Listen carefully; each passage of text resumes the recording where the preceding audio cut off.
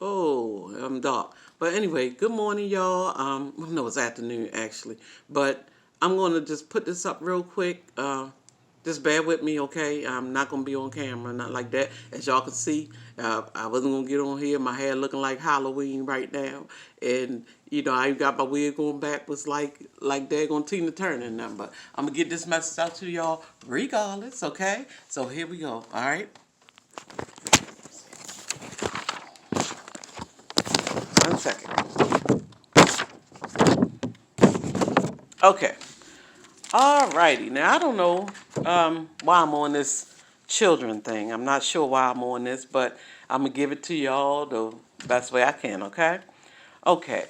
If y'all remember when we were children and we couldn't wait to get into the beautiful sunshine just to play a good game of hopscotch, Mother May I, red light, green light, and tag, right?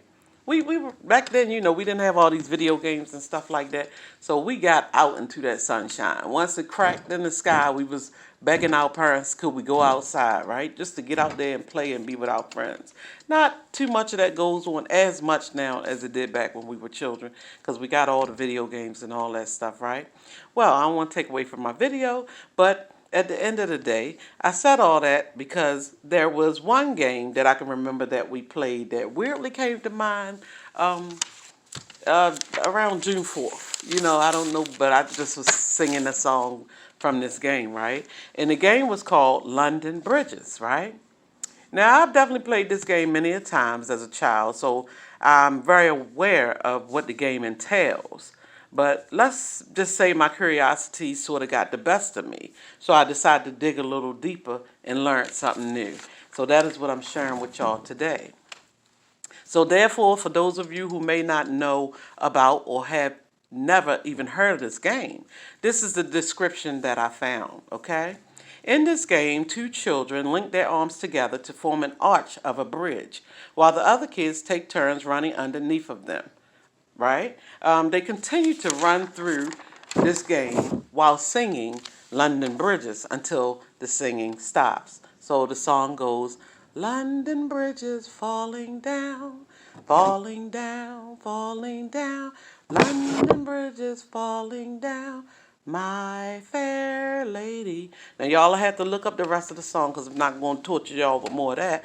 But I will say this, when the singing stops, suddenly the arches fall, right? And someone is entrapped in between the two people. So I told y'all the two people holding their arms up like an arch. They sing it when the music stops. They bring their arms down around a person, right? And in that moment, the person is not only eliminated from the game, but they are also trapped, right? And this repeats over and over again until there's one player left, right? Okay, so in this game, I can remember becoming so tickled. And I'm going to tell y'all, because we used to play this game long time ago, and I don't know how they played it back in the original times that this game was created or whatever. But I can tell y'all that in the hood, when me and my friends would play it, and you get caught up in the middle, I mean, they would be flinging you all over the damn place. Like, they would be flinging you all over the place, right? Like just to give off the extreme illusion that you were really trying to get away, but you couldn't, right? So you'd be in between their two arms and they literally they be flinging you. It wasn't no, oh, all nice and sweet. No. They used to be flinging you all over the place, right? Now, in playing this game, we knew that it was just a game, as we would all begin laughing hysterically as we watched our friends being tossed around like they were literally inside of some kind of human wash machine. But in the end, we didn't mind because it was fun, and we knew that our friends would eventually unlock their arms and we would be free, right? But as we all know, that some of the games that we had gotten accustomed to playing back when we were children were often times they had a deeper, darker meaning, right? For example, Ring Around the Rosie. Some people say roses, Rosie, whatever. But Ring Around the Rosie was actually one of them. And that actually which signified the bubonic plague era in London in 1665, right? Okay, so in knowing this, I began to research this a little further in order to learn more about its origin. And in doing this, I found out that the author of a book called The Traditional Games of England, Scotland, and Ireland by Alice Bertha Gomez. I'm not sure if I'm saying her last name right, but it's Gomme, right? Which was originally published in 1894, right?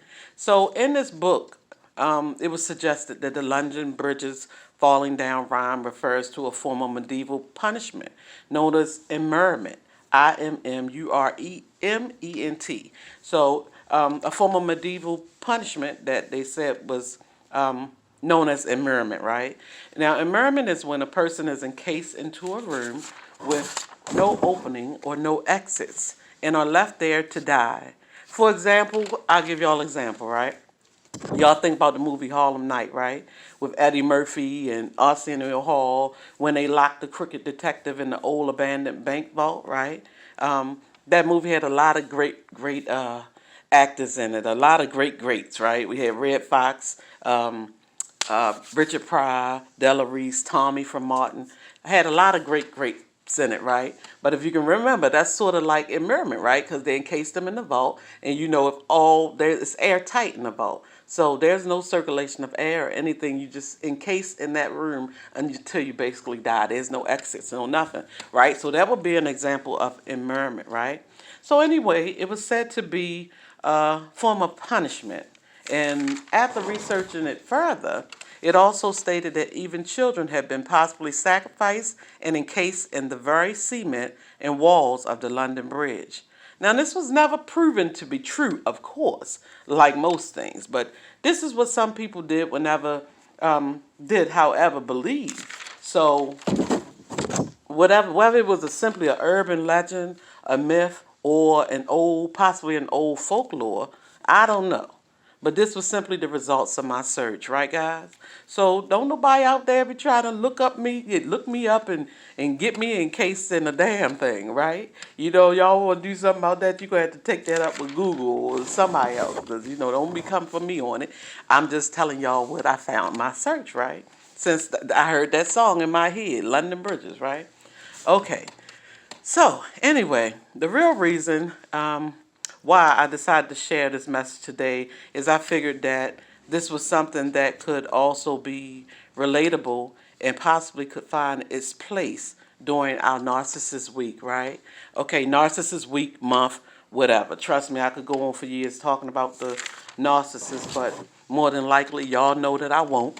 You know, I guess y'all can blame it on my ADD babies because, as y'all know, I can't seem to stay on one topic on this channel, right? I can't stay on one topic for too long. And for those of y'all who've been with me from the beginning, y'all know that 9 times out of 10, I'm almost always all over the place, right? So let's get into today's message about that, right? So the way I looked at it is, when you are dealing with a narcissist, you may feel like you've literally become some kind of human sacrifice. And in some way you are, because you can be affected mentally, physically, emotionally, and spiritually. The reason why I say spiritually is because when you become depressed, saddened, and full of all those confused emotions and deep, dark despair, you can sometimes begin to attach yourself to things that can only pull you down further, like drugs, alcohol, sex, and then with sex and sexual attractions and stuff like that, you're basically seeking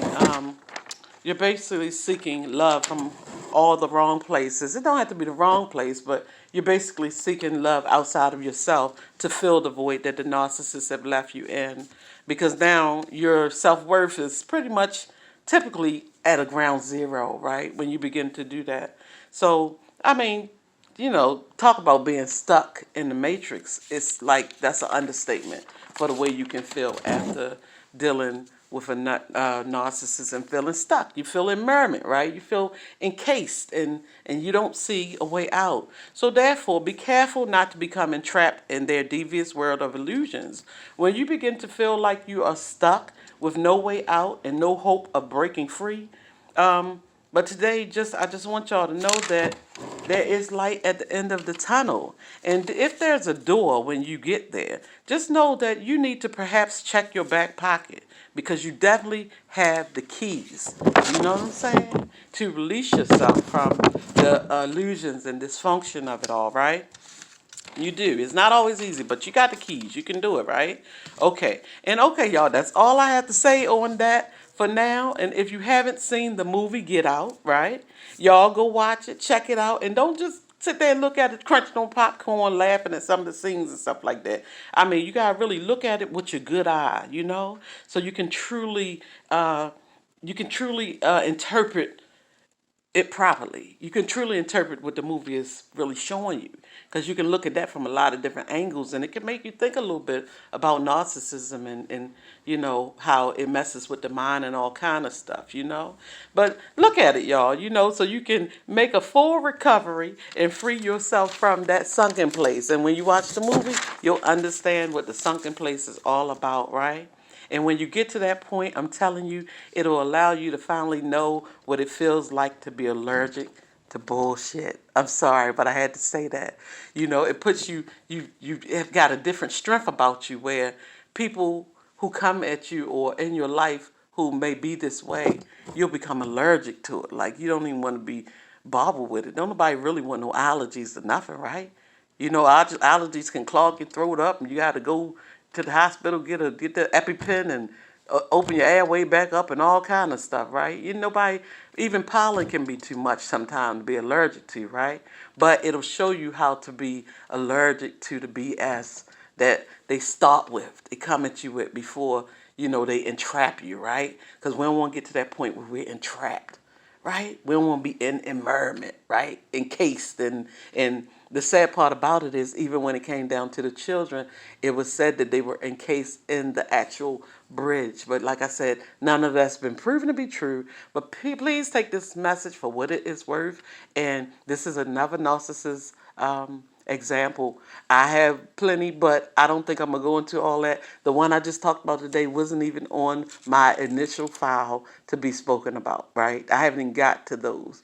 But this is something that came up, and I heard that song, so I began researching it. I hope y'all enjoyed my message for today. I sped through it a little bit because I don't know how much time I got on my phone, but as y'all know, I love you guys, and I do it for y'all. I love y'all. Y'all already know. God bless. Have a good Saturday. I'll see y'all again. Maybe tomorrow, but if not, definitely during the next week sometime, okay? All right, love you guys, all right? Have a blessed day. Like I said, got my wig going backwards for y'all this morning, but have a blessed day, okay? Bye-bye.